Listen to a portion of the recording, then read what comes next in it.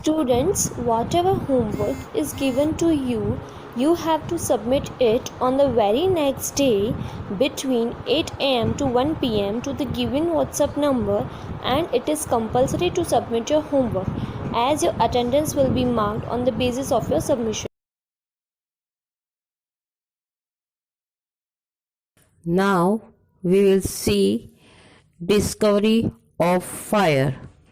Early man used to eat raw food as he did not know how to cook. He by chance had eaten the flesh and leaves burnt in the forest fire. तो इस तरह से early man को food को cook करना नहीं आता था, उनको समझ नहीं थी, मगर बाय चांस अचानक ही उन्होंने एक दिन जो है बॉइल्ड या cook food, eaten the flesh and leaves burned in the forest fire.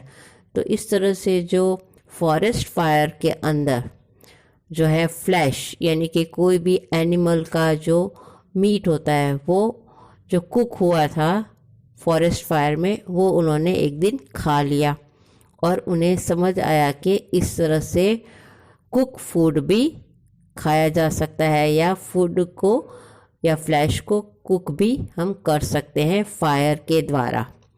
This gave him the idea of cooking food, और इस तरह से उनको फूड को कुक करने की आइडिया यानी कि विचार समझ आ गया। In order to do this, he had to make fire, though they were afraid of fire since they had seen fire destroying the forest, kill animals and human etc. तो उन्हें cook को food करने के लिए fire की ज़रूरत तो थी, मगर वे फायर से डरते भी थे क्योंकि उन्होंने फॉरेस्ट फायर में देखा था फॉरेस्ट को डिस्ट्रॉय ख़त्म होते हुए, एनिमल्स को मरते हुए और ह्यूमन बींग्स भी उसमें मर जाते थे। फिर भी उनके लिए फायर है वो बहुत ज़रूरी थी।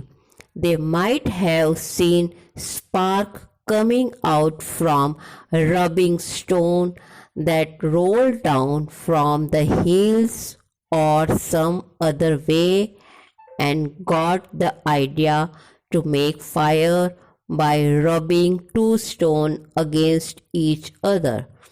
और इस तरह से उन्हें फायर कैसे जला सकते हैं वो आइडिया आया होगा क्योंकि उन्होंने जो है बड़े बड़े पत्थर हिल के ऊपर से रोल होते हुए, यानी कि हिल के ऊपर से जो बड़े बड़े पत्थर नीचे की तरफ आते हैं तो उस समय वो आपस में टकराते हैं, तो उस टकराने के कारण जो उसमें से फायर निकलती है, एक चिंगारी जैसी निकलती है, वो उन्होंने देखी थी और उससे उन्हें समझ में आ गया कि दो पत्थरों को आपस में घिसने से हमें फायर मिल सकती है।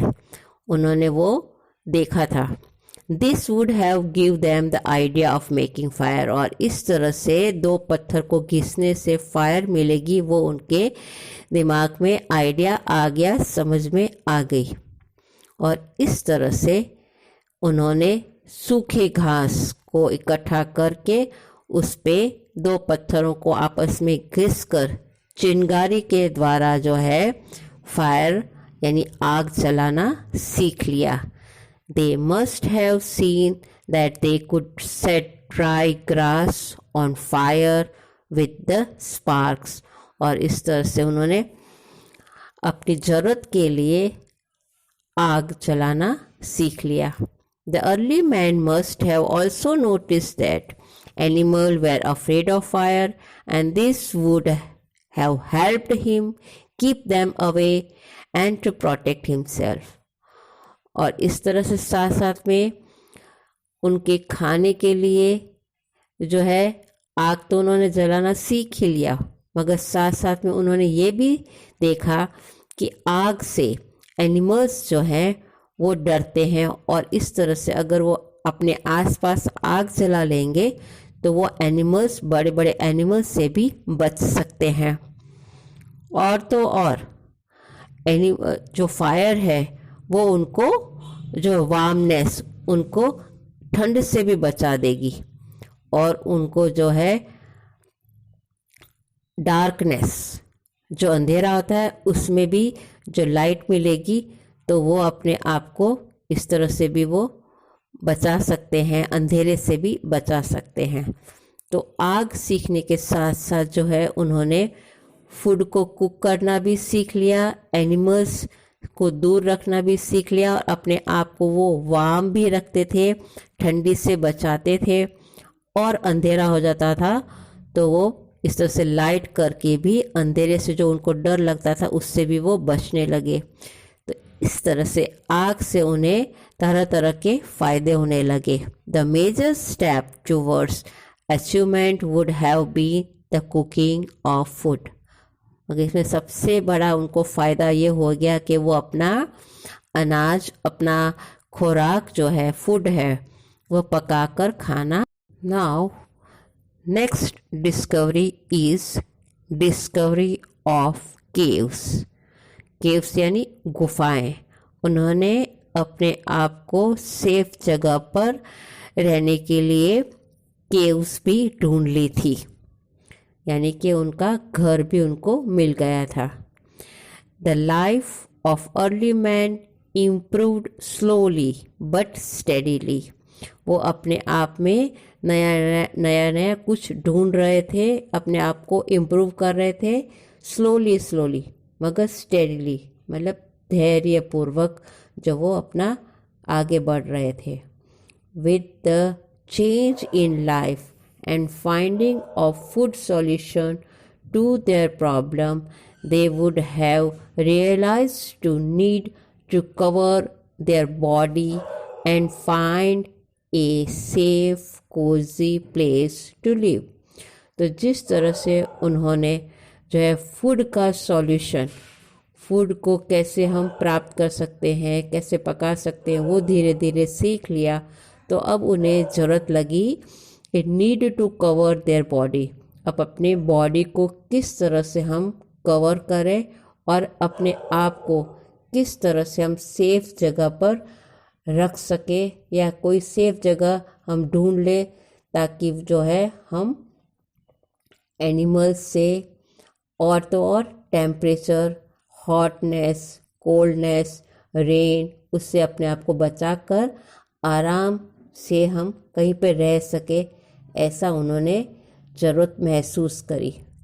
This would have lead to their step of making use of tree bark, leaves and animal skin to cover themself. और इस तरह से फिर धीरे धीरे उन्होंने अपने आप को पत्तों से, एनिमल की स्किन से और ट्री की बार्क से, यानी कि ट्री की छाल से अपने आप को कवर करना सीख लिया।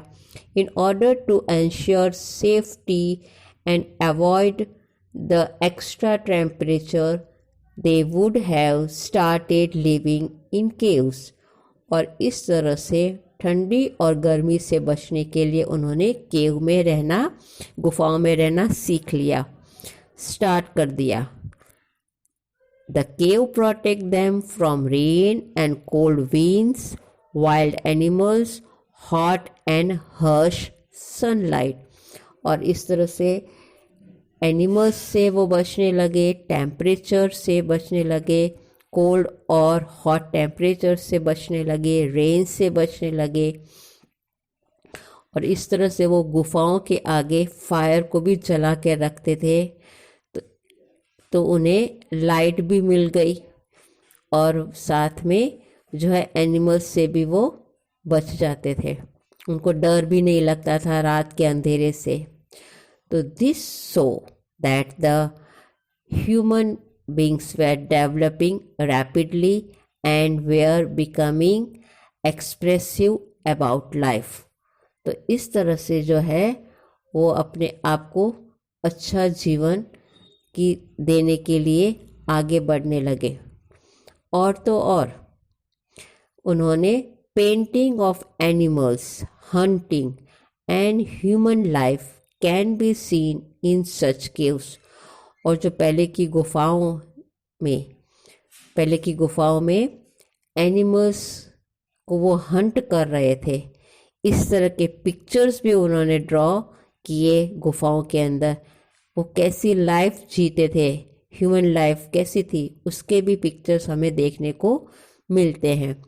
तो इस तरह से उन्होंने अपनी लाइफ को भी पेंटिंग के द्वारा एक्सप्रेस किया और इस तरह से उनका डेवलपमेंट होने लगा।